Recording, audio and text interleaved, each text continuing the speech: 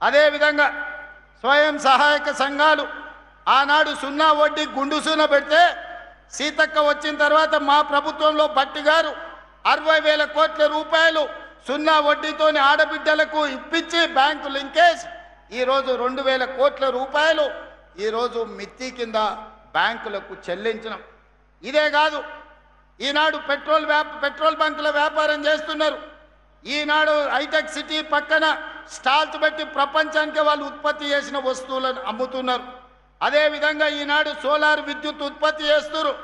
మా ఆడబిడ్డలకు ప్రభుత్వం వచ్చిన రెండో రోజే డిసెంబర్ 9, 2023 నాడు మహాలక్ష్మి పథకం ద్వారా ఆర్టీసీ బస్సుల్లో ఉచిత ప్రయాణాన్ని అందించినాం.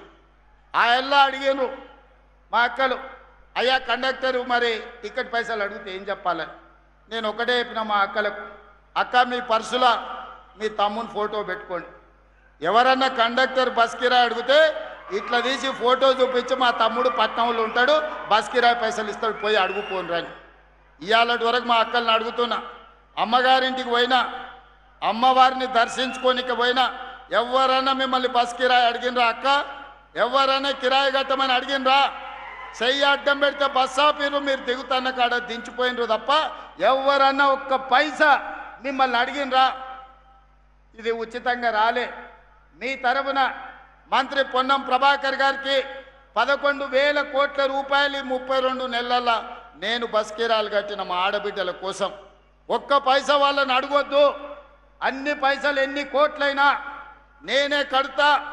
రాష్ట్రం నలుమూలల మా ఆడబిడ్డలు ఎక్కడికి పోయినా, అమ్మగారింటికి పోయినా, అమ్మవారిని దర్శించుకోవాలన్నా అంతకుముందు ఇంటి ఆయన కాడే చేయి చాపితే ఈసడించుకునేటోళ్ళు. అత్తనేమో అమ్మ పోయి వంటింట్లో వంట చేయిపో, రొట్టెలు చేయిపో అని అనేది అత్త అమ్మగారింటికి పోయేస్తా అంటే. ఇవాళ మా అక్కలకి ఎవరిని అడగాల్సిన పని లేదు.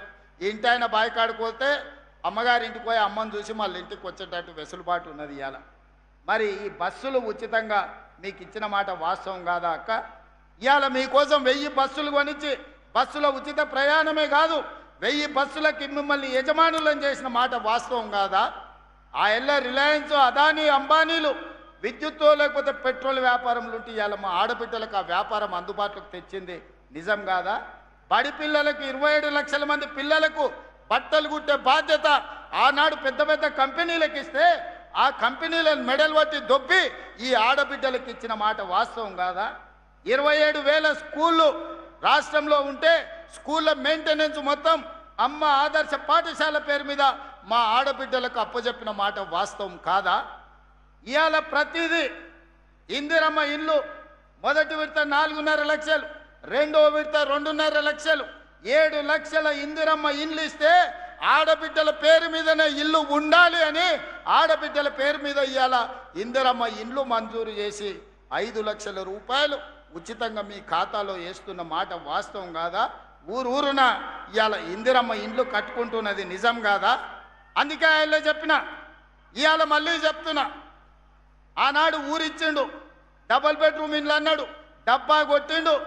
ఆ రోజు కొడుకు వస్తే కొడుకు కోడలు ఉంటే ఆడుంటారు, అల్లుడు బిడ్డ వస్తే ఏడవంటారు, కోడి పిల్లను కుక్క పిల్లను ఉంటే ఏడగట్టేసుకుంటారు అని అహనా పెళ్ళంటలో కోట శ్రీనివాసరావు కోడిని పైన కట్టి కింద ఉత్తపువ్వ తిన్నట్టు ప్రజలకు కథలుగా చెప్పిండు ఆయన.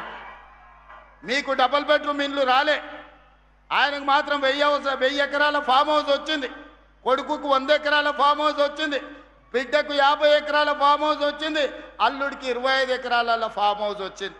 మన పేదోళ్ళకు మాత్రం డబల్ బెడ్రూమ్ ఇల్లు రాలే. నిజంగానే ఆ ప్రభుత్వానికి చిత్తశుద్ధి ఉంటే సంవత్సరానికి 2 లక్షల ఇండ్లు కట్టినా 10 ఏళ్లలో 20 లక్షల ఇండ్లు కట్టే అవకాశం ఉండే, 20 లక్షల పేదోళ్లను ఓ ఇంటి వాళ్ళని చేసి వాళ్ళ ఆత్మ గౌరవాన్ని నిలబెట్టే అవకాశం ఉండే. కానీ ఏ రోజు కూడా ఆయనకు సోయి లేదు. ఆయన సోకుల మీదనే ఆయనకు ఆలోచన. 10 ఎకరాలల్లా ప్రగతి భవన్ అని పెద్ద గడి కట్టుకున్నాడు, ఫామ్ హౌజులు కట్టుకున్నాడు, కానీ మీకు మాత్రం ఇయ్యలే. కానీ మీ తమ్ముడు 2 ఏళ్లల్లా ఉద్యోగాల కోసం మరి ఆ ఉద్యోగాలు ఇవ్వకుండా ఇంటి నిండా వాళ్ళు ఉద్యోగాలు తీసుకున్నారు. ఆయన ముఖ్యమంత్రి అయిండు, అల్లుడు మంత్రి అయిండు, కొడుకు మంత్రి అయిండు, బిడ్డ ఎంపైంది, సటకుని కొడుకు ఎంపైండు, చుట్టాలోళ్ళు బొచ్చడు మంత్రులైన కోట్ల రూపాయలు 100 కోట్లు సంపాదించుకోరు. మన పిల్లలకు మాత్రం నౌకరు ఇయ్యలే. బిడ్డను ఓడిస్తే మళ్ళీ ఇచ్చిండు, చుట్టాన్ని ఓడిస్తే మళ్ళీ ఇచ్చిండు. మనకు మాత్రం నోటిఫికేషన్లు ఇచ్చిండు, ప్రశ్నపత్రాలు అమ్ముకున్నాడు. పిల్లలకు మాత్రం నౌకర్లు ఇయ్యలే. నేను వచ్చిన మొదటి సంవత్సరంలోనే లెక్క గట్టి 70,000 పైగా ప్రభుత్వ ఉద్యోగ నియామకాలు చేపట్టినాం. మా దామాన్ని ఇప్పుడే చెప్పిండు, 16,000 మంది మెడికల్ అండ్ హెల్త్లో ఇస్తే 10,000 మంది నర్సులను అంటే ఆడపిల్లలకు ఉద్యోగాలు ఇచ్చినామని ఇంతకుముందే మా దామాన్న చెప్పిండు. 70,176 ప్రభుత్వ ఉద్యోగాలు తెలంగాణ రాష్ట్రంలో ఇప్పటికీ నియామకాలు చేపట్టినాం. ఇప్పుడు దాదాపుగా ఇంకొక 10,000 ఉద్యోగాలకు ఈరోజు నోటిఫికేషన్లు ఇచ్చినాం. పిల్లలందరూ కూడా జాగ్రత్తగా చదివి పోటీ పరీక్షలకు ప్రిపేర్ కాండి. వయసు రిలాక్సేషన్ కావాలంటే ఇచ్చిన భవిష్యత్తు ఖాళీలు కూడా ప్రతి 6 నెలలకు పోటీ పరీక్షలు నిర్వహిస్తా. ఏ ఖాళీలను కూడా గాలికి వదిలేయను. నియామకాలు చేపట్టి మీరు పరీక్షలు రాసుకునే అవకాశం కల్పిస్తా. నిరుద్యోగ యువకులకు నా సూచన ఒక్కటే, వాడో వీడో వస్తాడు, రెచ్చగొడతాడు, మాయ మాటలు చెప్తారు, మందు పెట్టినట్టు పట్టుకపోతారు. మీరు చూసిండ్రు కదా, ఎలా అగ్గిపెట్టే రావు, అఘోరా రావు, అగ్గిపెట్టే రావు 100 పెట్టి సీస నిండా పెట్రోల్ తెచ్చుకోండు, 10 పైసలు అగ్గిపెట్టే మర్చిపోయిండు. పెట్రోల్ పోసుకొని డ్రామా బాగా చేసిండు. మా మీడియా మిత్రులు కూడా మా ఊరు 6 అడుగులు ఉన్నాడు, తాటి చెట్టు లెక్క ఏదో చేసినట్టు ఉన్నాయని అన్ని టీవీలలో చూపించారు.